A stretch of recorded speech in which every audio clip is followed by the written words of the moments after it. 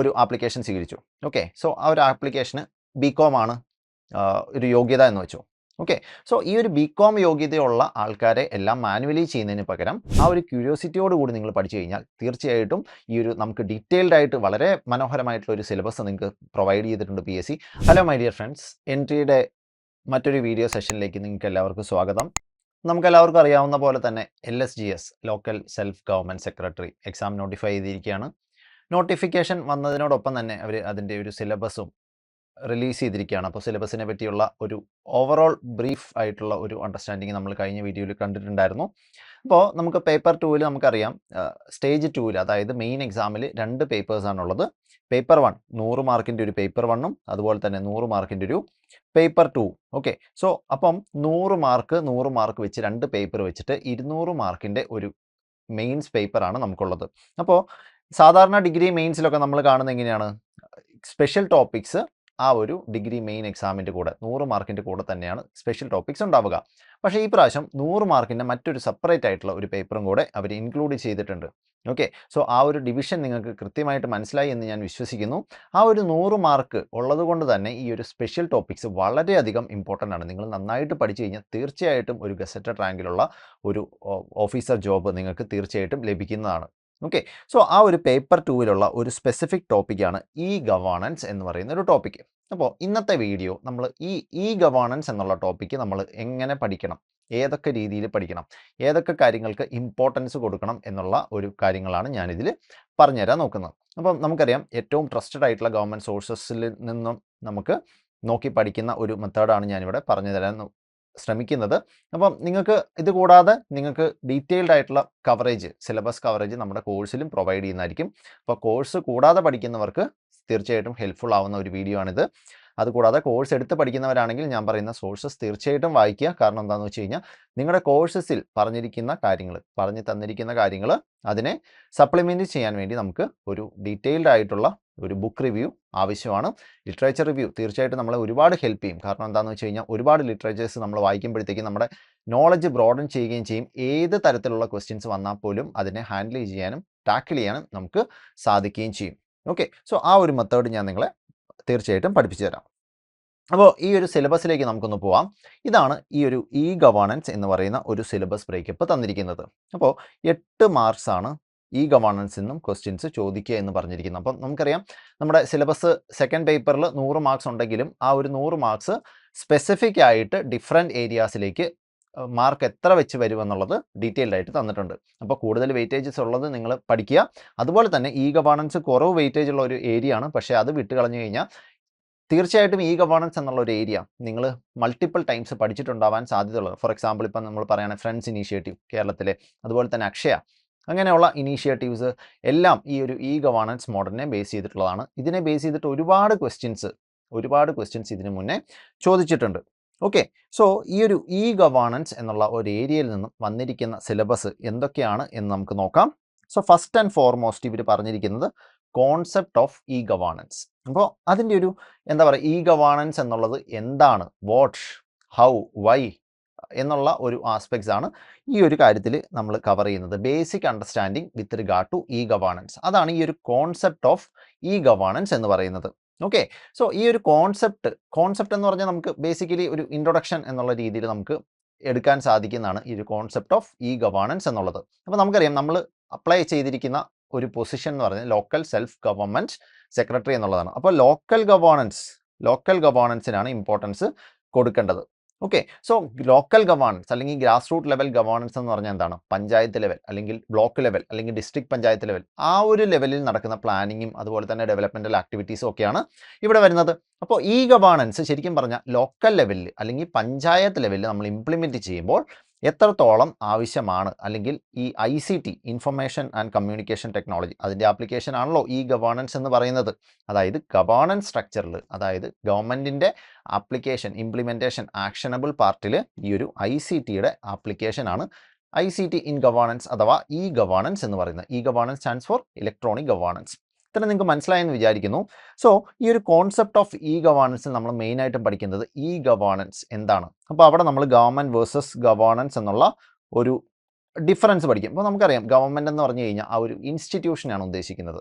അല്ലേ? സോ ഗവൺമെൻറ്റിൻ്റെ ഏജൻസിനെയാണ് ഗവൺമെൻറ് എന്ന് പറയുന്നത് ഉദ്ദേശിക്കുന്നത്. പക്ഷേ ഗവേണൻസ് എന്ന് പറഞ്ഞാൽ എന്താണ്?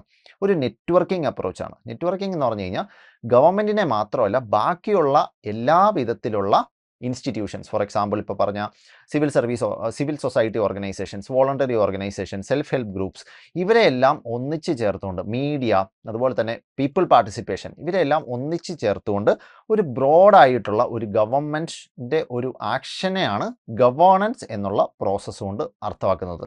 അപ്പോൾ അതാണ് ഇവിടെ നമ്മൾ കോൺസെപ്റ്റ് ഓഫ് ഗവേണൻസിൽ പറയുന്നത്. ആദ്യം നമ്മൾ ഗവൺമെൻറ് വേഴ്സസ് ഗവേണൻസ് പഠിക്കും, അതുപോലെ തന്നെ ഈ ഗവേണൻസിൻ്റെ ഇമ്പോർട്ടൻസ് എന്താണെന്ന് പഠിക്കും. അതുകൂടാതെ ICT ഇൻ ഗവേണൻസ് എന്നുള്ള ഒരു മോഡലും കൂടെ നമ്മൾ പഠിക്കും. അതായത് ICT കൊണ്ടുവന്നുകൊണ്ട് ഗവേണൻസിനുണ്ടായ മാറ്റങ്ങൾ എന്തൊക്കെ, അല്ലെങ്കിൽ അഡ്വാൻറ്റേജസ് എന്തൊക്കെ, അത് ഇവിടെ നമ്മൾ പഠിക്കുന്നുണ്ട്. ഈ ഗവേണൻസ്, ഈ ഒരു ഫസ്റ്റ് കോൺസെപ്റ്റ് പഠിക്കുമ്പോൾ തന്നെ മറ്റ് പലതും നമ്മൾ ഓട്ടോമാറ്റിക്കലി കവർ ചെയ്യുകയാണ് ചെയ്യുന്നത്. ഇവിടെ നോക്കിയേ, അഡ്വാൻറ്റേജസ് ഓഫ് ഗവേണൻസ് എന്ന് തന്നിട്ടുണ്ട്. സോ കോൺസെപ്റ്റ് ഓഫ് ഗവേണൻസ് പഠിക്കുമ്പോൾ തന്നെ നമ്മൾ അഡ്വാൻറ്റേജസ് ഓഫ് ഗവേണൻസും ഇതിൻ്റെ കൂടെ തന്നെ കവർ ചെയ്ത് പോകും. അപ്പോൾ കോൺസെപ്റ്റ്സിൽ നമ്മൾ എന്തൊക്കെ പഠിക്കും? വാട്ട് ഈസ് ഗവേണൻസ് എന്നുള്ളത് പഠിക്കും. അതിൻ്റെ ബാക്ക്ഗ്രൗണ്ട് ആയിട്ട് ഗവൺമെൻറ് എന്താണെന്ന് പഠിക്കും, ഗവേണൻസ് എന്താണെന്ന് പഠിക്കും, ഗവൺമെൻറ് വേഴ്സസ് ഗവേണൻസ് എന്താണെന്ന് പഠിക്കും, ഗവേണൻസിൻ്റെ ഇമ്പോർട്ടൻസ് എന്താണെന്ന് പഠിക്കും. ഓക്കെ, അതുപോലെ തന്നെ ഗവേണൻസിൻ്റെ പ്രോംപ്റ്റ് ആയിട്ടുള്ള അല്ലെങ്കിൽ ബെറ്റർ ആയിട്ടുള്ള ഗവേണൻസിന് വേണ്ടിയിട്ട് എന്തൊക്കെ ആവശ്യങ്ങളുണ്ട്, എന്തൊക്കെ റിഫോംസ് ആവശ്യമാണ്, അതിൽ ഒന്നാണ് ICT എന്ന് പറയുന്നത്, അതായത് ഇൻഫർമേഷൻ ആൻഡ് കമ്മ്യൂണിക്കേഷൻ ടെക്നോളജി.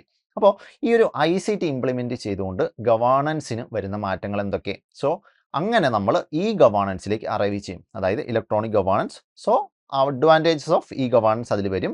അതുപോലെ തന്നെ ഇപ്പോൾ നമുക്ക് ഫേസ് ചെയ്യുന്ന ചലഞ്ചസ് നമുക്കറിയാം. ഡിജിറ്റൽ ഡിവൈഡ് എന്ന് പറയുന്നത് വലിയൊരു ചലഞ്ചാണ്. ഡിജിറ്റൽ ഡിവൈഡ് എന്ന് പറഞ്ഞാൽ എന്താ? Digital haves and have notes. അതായത് ഒരുപാട് പേർക്ക് ഈ ഒരു ടെക്നോളജി ആക്സസ് ഇല്ലാത്ത ഒരുപാട് പേര് ഇപ്പോഴും ഇന്ത്യയിലുണ്ട്. സോ അവരിലേക്ക് ഡിജിറ്റൽ ടെക്നോളജി എത്തിക്കുക എന്ന് പറയുന്ന വലിയൊരു ചലഞ്ചാണ്. സോ അതും ഈ ഗവേണൻസിൻ്റെ വലിയൊരു ചലഞ്ചായിട്ട് വരുന്നുണ്ട്. പക്ഷേ ഇപ്പോഴത്തെ കാലത്തിലെ ഇംപ്ലിമെൻറ്റേഷൻ, ഫോർ എക്സാമ്പിൾ ഇപ്പോൾ നമുക്കറിയാം DBT, ഡയറക്റ്റ് ബെനിഫിറ്റ് ട്രാൻസ്ഫർ ഒക്കെ നമ്മുടെ ജൻധൻ യോജന അക്കൗണ്ട്സിലേക്കൊക്കെയാണ് നമ്മൾ ഡയറക്റ്റായിട്ട് നമ്മുടെ സബ്സിഡീസും കാര്യങ്ങളും എല്ലാം DBT വഴിയായിട്ട് നമുക്ക് കിട്ടുന്നത്.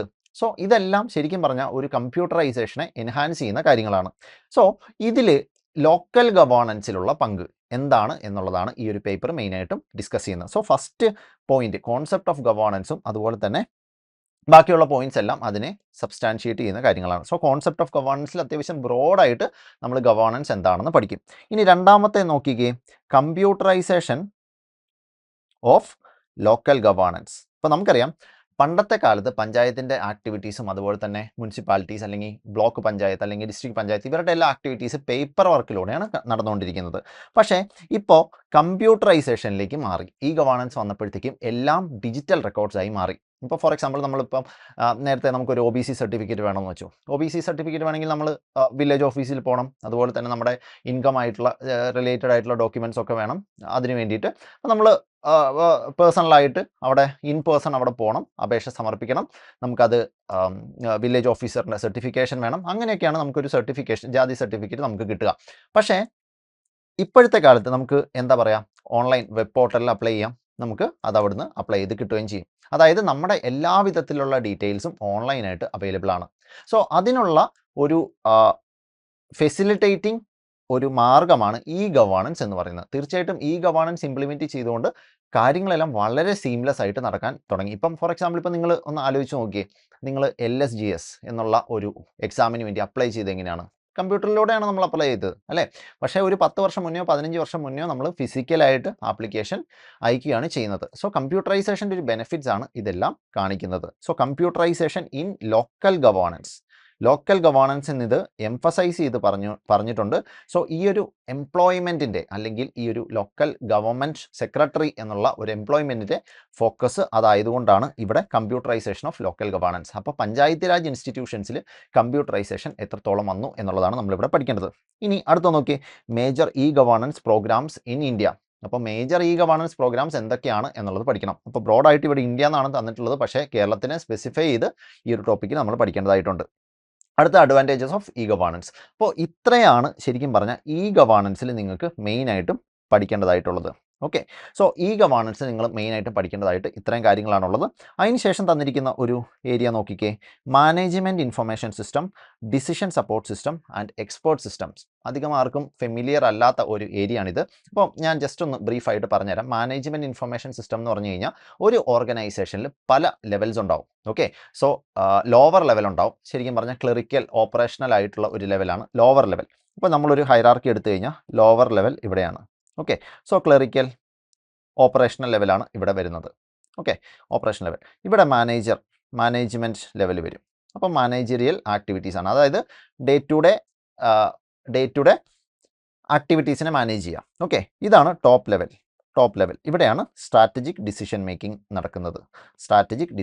അപ്പോൾ ടോപ്പ് ലെവൽ എന്ന് പറഞ്ഞു കഴിഞ്ഞാൽ ചെയർമാൻ വരും, ചെയർമാൻ ആൻഡ് മാനേജിംഗ് ഡയറക്ടേഴ്സ്, അതുപോലെ തന്നെ chief executive officer, chief finance officer, അങ്ങനെയുള്ള ടോപ്പ് ലെവൽ മാനേജ്മെൻറ്റ് ആളുകളാണ് ഈ ഒരു ടോപ്പ് ലെവൽ വരുന്നത്. പക്ഷേ ഈ ഒരു 2 level, managerial level and lower level, അപ്പോൾ ആ ഒരു ലെവൽസിൽ, അതായത് ഈ ഒരു ഓർഗനൈസേഷണൽ ലെവലിൽ നടക്കുന്ന ഡിസിഷൻ മേക്കിംഗ് പ്രോസസ്സിനെയാണ് ഈ ഒരു 3 ടേംസ് കൊണ്ട് ഉദ്ദേശിക്കുന്നത്. മാനേജ്മെൻറ്റ് ഇൻഫർമേഷൻ സിസ്റ്റം, അതുപോലെ തന്നെ decision support system and expert systems. അപ്പോൾ ഈ ഒരു ഡിസിഷൻ മേക്കിംഗ് പ്രോസസ്സിനെയാണ് ഈ ഒരു രീതിയിൽ പറഞ്ഞിരിക്കുന്നത്. അപ്പോൾ മാനേജ്മെൻറ്റ് ഇൻഫർമേഷൻ സിസ്റ്റം എന്ന് പറഞ്ഞാൽ മെയിനായിട്ട് 3 ടേംസ് ആണ് ഇതിൽ വന്ന്. Management, information and systems. എങ്ങനെയാണ് ഇൻഫർമേഷൻ സിസ്റ്റംസിനെ ഹാൻഡിൽ ചെയ്യുന്നത് എന്നുള്ളതാണ് മാനേജ്മെൻറ്റ് ഇൻഫർമേഷൻ സിസ്റ്റത്തിൽ നമ്മൾ പറയുന്നത്. ഇത് ജസ്റ്റ് ബ്രീഫായിട്ടുള്ള ഒരു ഔട്ട്ലൈൻ മാത്രമേ ഞാൻ തന്നിട്ടുള്ളൂ. ഇത് നമ്മൾ ഡീറ്റെയിൽഡ് ആയിട്ട് പഠിക്കേണ്ട കാര്യമാണ്.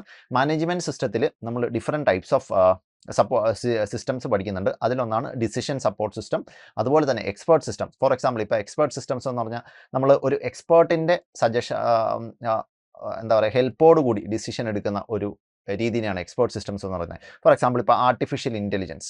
ഓക്കെ, സോ ഈ ഒരു ആർട്ടിഫിഷ്യൽ ഇൻ്റലിജൻസ് വഴിയായിട്ട് നമുക്ക് ഈസി ആയിട്ട് ചില റൊട്ടീനായിട്ടുള്ള റെഗുലർ ആയിട്ടുള്ള ചില കാര്യങ്ങളിൽ നമുക്ക് ചിലപ്പം ഡിസിഷൻ എടുക്കാൻ കേപ്പബിലിറ്റി കിട്ടും. ഓക്കെ, ഫോർ എക്സാമ്പിൾ ഇപ്പോൾ നമുക്ക് പറയാം, ഇപ്പോൾ നമ്മൾ പറയുകയാണ്, ലൈക്ക് ഒരു ആപ്ലിക്കേഷൻ സ്വീകരിച്ചു. ഓക്കെ, സോ ആ ഒരു ആപ്ലിക്കേഷന് BCom ആണ് ഒരു യോഗ്യത എന്ന് വെച്ചു. ഓക്കെ, സോ ഈ ഒരു BCom യോഗ്യതയുള്ള ആൾക്കാരെ എല്ലാം മാനുവലി ചെയ്യുന്നതിന് പകരം നമ്മൾ കമ്പ്യൂട്ടർ സിസ്റ്റത്തിന് ഈ ഒരു എന്താ പറയുക, ഓപ്പറേഷണൽ ഇൻസ്ട്രക്ഷൻ കൊടുക്കുകയാണ്.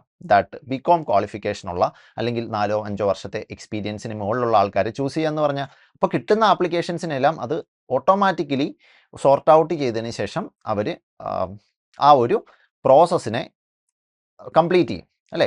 ആ ഒരു പ്രോസസ്സിനെയാണ് എക്സ്പേർട്ട് സിസ്റ്റംസ് എന്ന് പറയുന്നത്. സോ അത് ഡീറ്റെയിൽഡ് ആയിട്ട് നമുക്ക് പഠിക്കാനുള്ളതാണ്. ഇപ്പോൾ management information system, decision support system, expert systems. അപ്പോൾ ഇതൊക്കെ മാനേജ്മെൻറ്റ് ലെവൽസിൽ നമുക്ക് വരുന്ന ഒരു ഡിസിഷൻ മേക്കിംഗ് സ്ട്രാറ്റജീസും ഡിസിഷൻ മേക്കിംഗ് സിസ്റ്റംസും ആണ്. തീർച്ചയായിട്ടും നമുക്ക് ഇപ്പം ലോക്കൽ സെൽഫ് ഗവൺമെൻറ് സെക്രട്ടറി എന്നുള്ള പോസ്റ്റിലേക്ക് എത്തുമ്പോഴത്തേക്കും തീർച്ചയായിട്ടും മാനേജീരിയൽ ലെവൽ പോസ്റ്റാണ്. ഡിസിഷൻ മേക്കിങ്ങിന് വേണ്ടിയിട്ട് നമ്മളെ കേപ്പബിൾ ആക്കുന്ന തരത്തിലുള്ള ഒരു പോസ്റ്റാണ്. അപ്പം ഈ ഗവേണൻസ് ICT വന്നപ്പോഴത്തേക്കും മാനേജ്മെൻറ്റ് ഇൻഫർമേഷൻ സിസ്റ്റത്തിന് തീർച്ചയായിട്ടും ഒരുപാട് ഇമ്പോർട്ടൻസ് വന്നിരിക്കുന്നതുകൊണ്ടാണ് ഈ ഒരു ഗവേണൻസിൽ ആ ഒരു ടോപ്പിക് ഇവിടെ ഇൻക്ലൂഡ് ചെയ്തിരിക്കുന്നത്. ഓക്കെ, സോ അപ്പോൾ നിങ്ങൾ അത് കണ്ടിട്ട് പേടിക്കൊന്നും വേണ്ട. ചെറിയ ടോപ്പിക്കാണ്, മനസ്സിലാക്കി പഠിച്ചു കഴിഞ്ഞാൽ തീർച്ചയായിട്ടും ആൻസർ ചെയ്യാൻ പറ്റുന്ന ടോപ്പിക്കാണ്. ഈ ഒരു മേഖലയിൽ നിന്ന് ക്വസ്റ്റ്യൻസ് ചോദിച്ചു കഴിഞ്ഞാൽ എന്താണ് ഇതിൻ്റെ ഡെഫിനിഷൻ, എന്തുകൊണ്ടാണ് ഇതിൻ്റെ ഒരു എന്താ പറയുക, ഏതൊക്കെ മേഖലകളിലാണ്. ഇപ്പോൾ ഫോർ എക്സാമ്പിൾ, ഇപ്പോൾ സ്ട്രക്ചേർഡ് ഡിസിഷൻസ് ഉണ്ട്, ഡിഫറെൻറ്റ് ടൈപ്സ് ഓഫ് ഡിസിഷൻസ് ഉണ്ട്. സ്ട്രക്ചേർഡ് ഉണ്ട്, അൺസ്ട്രക്ചേർഡ് ഉണ്ട്, സെമി സ്ട്രക്ചേർഡ് ഉണ്ട്.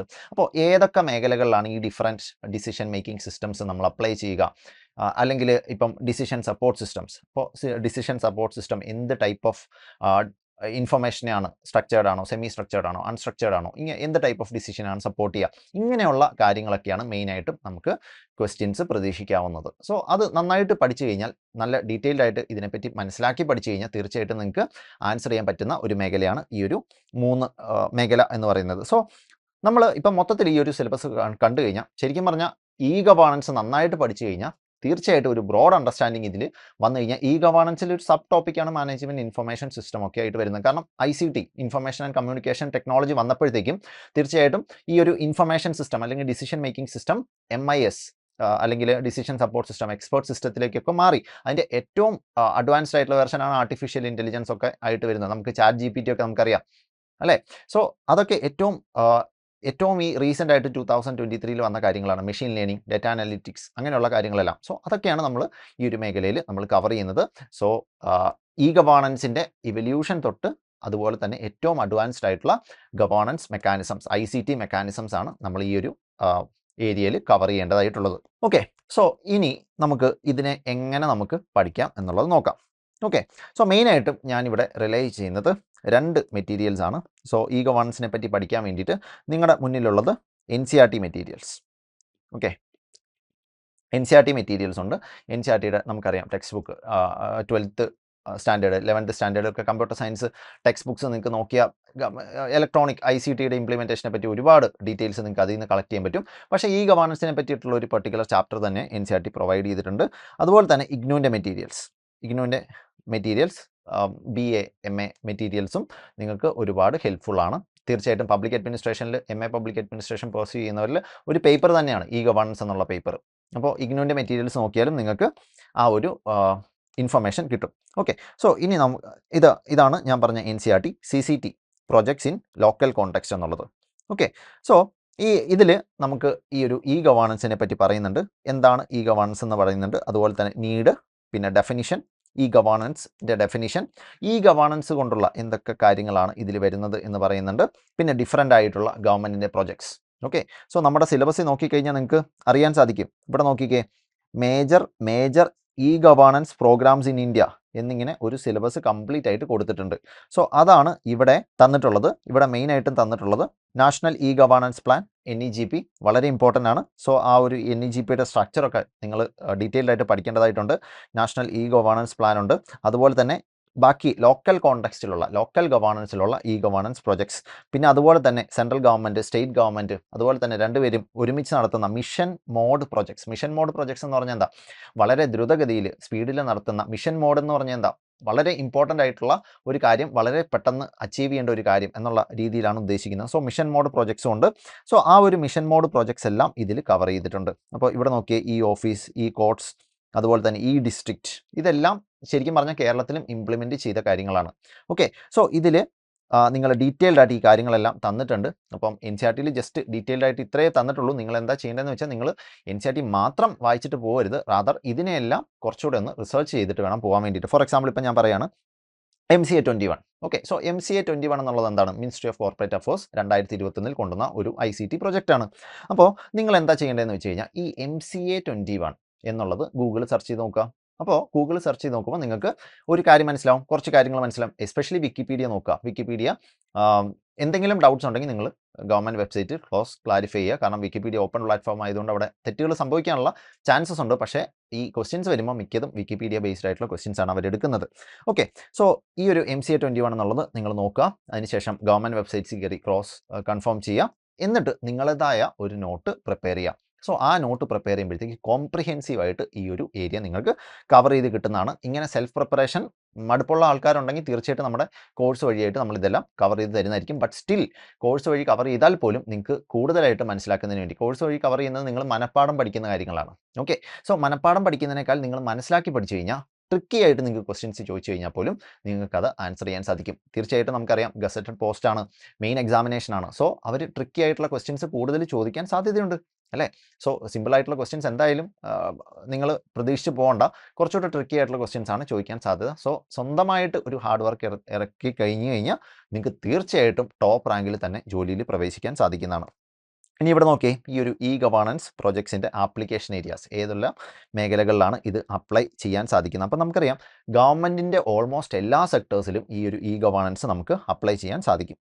ഓക്കെ, സോ അതാണ്. ഇനി ഇവിടെ നോക്കിയേ, സ്റ്റേറ്റ്സ് ആൻഡ് യൂണിയൻ ടെറിട്ടറീസ് ഇറക്കിയിട്ടുള്ള പ്രധാനപ്പെട്ട ഗവേണൻസ് പ്രോജക്ട്സ്. അപ്പോൾ ഇവിടെ കേരള കൊടുത്തിട്ടുണ്ട്. കേരളത്തിൻ്റെ ഓൾമോസ്റ്റ് നല്ല കോംപ്രിഹെൻസീവ് ആയിട്ട് കേരളത്തിൽ ഇറക്കിയിട്ടുള്ള ഗവേണൻസ് പ്രോജക്ട്സ് കൊടുത്തിട്ടുണ്ട്. ഇപ്പോൾ സ്വിഫ്റ്റ്, പേൾ, ആശ്രയ, അക്ഷയ, അതുപോലെ തന്നെ ഫ്രണ്ട്സ്, ശൃംഖല, RDNet.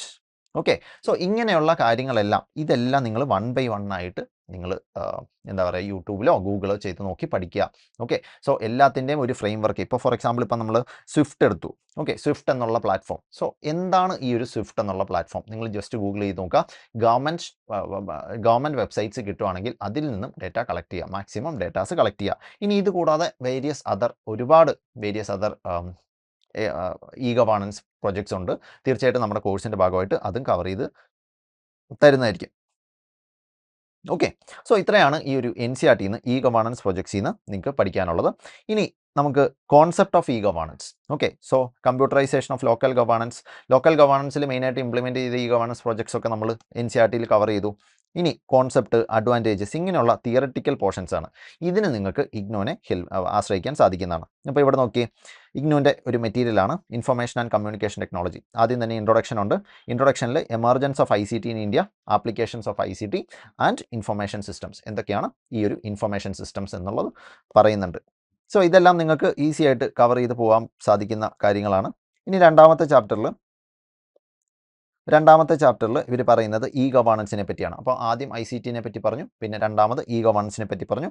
ആ ഒരു കോൺസെപ്റ്റ്, മോഡൽസ്, അതുപോലെ തന്നെ സിഗ്നിഫിക്കൻസ്. അപ്പോൾ ഇ ഗവേണൻസിൻ്റെ കോൺസെപ്റ്റ്, എന്തൊക്കെ ടൈപ്പ് ഓഫ് മോഡൽസ് ഉണ്ട്. ഇ ഗവേണൻസ് എന്ന് പറയുമ്പോൾ നമുക്ക് പല type of platforms, government to business, business to employer, government to employees, government to citizen, ഇങ്ങനെ different types of models e ഗവേണൻസിനുണ്ട്. സോ അതെല്ലാം ഡീറ്റെയിൽഡ് ആയിട്ട് ഇതിൽ പറയുന്നുണ്ട്. ഓക്കെ, സോ ഇതിൽ സ്മാർട്ട് ഗവേണൻസിനെ പറ്റി പറയുന്നുണ്ട്. അത് നിങ്ങൾ പഠിച്ചിരിക്കണം. കാരണം സ്മാർട്ട് ഗവേണൻസ് ഇതിനു മുന്നേ ചോദിച്ചിട്ടുണ്ട്. സ്മാർട്ടിൻ്റെ acronym simple, moral, accountable, responsive and transparent. അപ്പോൾ ഇതെല്ലാം ഓരോന്ന് എന്താണ് എന്നുള്ളത് പഠിച്ചു വയ്ക്കുക.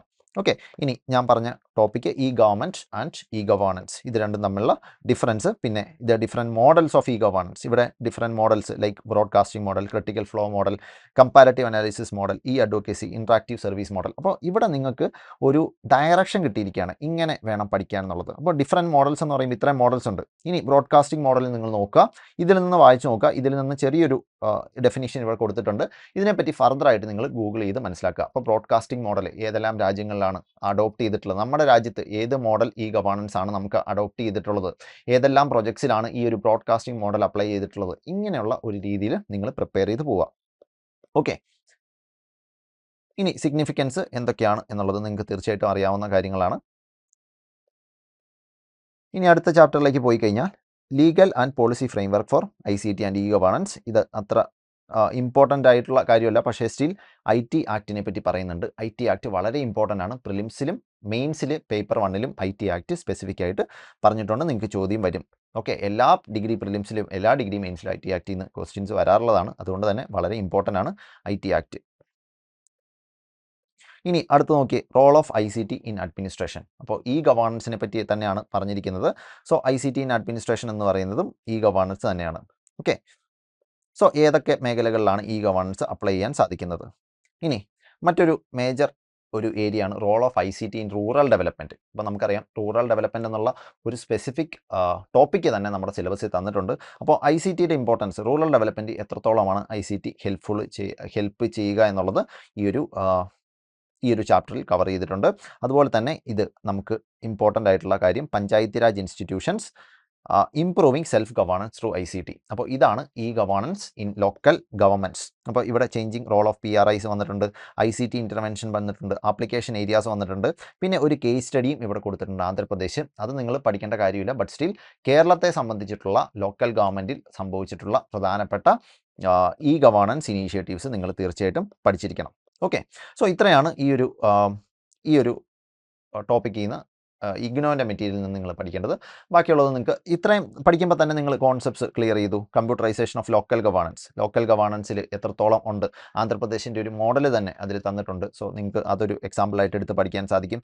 Major e governance programmes in India, അത് നിങ്ങൾ NCERT നിന്ന് പഠിച്ചിട്ടുണ്ട്. അഡ്വാൻറ്റേജസ് ഇഗ്നോൻ്റെ മെറ്റീരിയൽസിൽ നിന്ന് പഠിച്ചിട്ടുണ്ട്. അതുകൂടാതെ management information system, decision support and expert systems, അത് നിങ്ങൾക്ക് ക്ലാസ്സിൽ ഡീറ്റെയിൽഡ് ആയിട്ടുള്ള ഒരു ക്ലാസ്സസ് നമ്മൾ പ്രൊവൈഡ് ചെയ്യുന്നതായിരിക്കും. അപ്പോൾ ഈ ഒരു രീതിയിൽ വേണം നിങ്ങൾ ഈ ഒരു ടോപ്പിക്ക് അപ്രോച്ച് ചെയ്യാൻ വേണ്ടിയിട്ട്. ഇങ്ങനെ അപ്രോച്ച് ചെയ്ത് കഴിഞ്ഞാൽ തീർച്ചയായിട്ടും ഇവിടെ ഈ ഒരു ടോപ്പിക്കിൽ നിന്ന് നിങ്ങൾക്ക് എത്ര ക്വസ്റ്റ്യൻസ് വന്നാൽ പോലും നിങ്ങൾക്ക് തീർച്ചയായിട്ടും അതിനെ ഹാൻഡിൽ ചെയ്യാൻ പറ്റുന്നതാണ്. ഓക്കെ, സോ ഇനി നമുക്ക് ഈ ഒരു മേഖലയിൽ നിന്ന് ചോദിച്ചിട്ടുള്ള ഒരു 2 പ്രീവിയസ് ഇയർ ക്വസ്റ്റ്യൻസ് നോക്കാം. അതായത് ഡിഗ്രി ലെവൽ മെയിൻസ് ക്വസ്റ്റ്യൻ പേപ്പറിൽ വന്നിട്ടുള്ള ഒരു ക്വസ്റ്റ്യൻ ആണ്. ഒരെണ്ണം നോക്കിക്കേ, name the digital learning platform for MGNREGA. Okay, നമുക്കറിയാം ഗ്രാമീണ തൊഴിലുറപ്പ് പദ്ധതിയാണ് മൻരേഗ അല്ലെങ്കിൽ MGNREGS, Mahatma Gandhi national rural employment guarantee scheme. അപ്പോൾ ഈ ഒരു Mahatma Gandhi national rural employment guarantee scheme നമ്മൾ ഡീറ്റെയിൽഡ് ആയിട്ട് നമ്മുടെ സിലബസിൽ പഠിക്കുന്നതാണ്. അപ്പോൾ അതിൻ്റെ ICT ആപ്ലിക്കേഷനും കൂടെ പഠിക്കുമ്പം ഈ ഒരു ക്വസ്റ്റ്യൻ നമുക്ക് ആൻസർ ചെയ്യാൻ സാധിക്കുന്നതാണ്. ഓക്കെ, സോ അതിൻ്റെ ICT ആപ്ലിക്കേഷൻ അപ്പോൾ MGNREG റൂറൽ ഡെവലപ്മെൻറ്റ് പഠിക്കുമ്പോൾ തന്നെ അതിൻ്റെ ICT ആപ്ലിക്കേഷൻ പഠിക്കുമ്പം ഈ ഒരു ക്വസ്റ്റ്യൻ ഈസി ആയിട്ട് നമുക്ക് ആൻസർ ചെയ്യാൻ സാധിക്കുന്നതാണ്. ഇനി അതിൽ പഠിച്ചില്ലെങ്കിൽ ഗവേണൻസിലേക്ക് വരുമ്പോഴത്തേക്കും ഗവേണൻസിൽ കേരളം ടേക്കപ്പ് ചെയ്തിട്ടുള്ള ഇനീഷ്യേറ്റീവ്സ്, ഇന്ത്യ ടേക്കപ്പ് ചെയ്തിട്ടുള്ള ഇനീഷ്യേറ്റീവ്സ് എന്ന് പറഞ്ഞാൽ നമ്മൾ NCERT ഡീറ്റെയിൽഡ് ആയിട്ട് പഠിച്ചിട്ടുണ്ട്. അതിൽ പറഞ്ഞിട്ടുണ്ട് ഈ പറഞ്ഞ കാര്യങ്ങളല്ലേ, ഈ പ്രമാൺ പറഞ്ഞിട്ടുണ്ട്, NEGP പറഞ്ഞിട്ടുണ്ട്, സ്വാൻ പറഞ്ഞിട്ടുണ്ട്, ഈ സാക്ഷ്യം.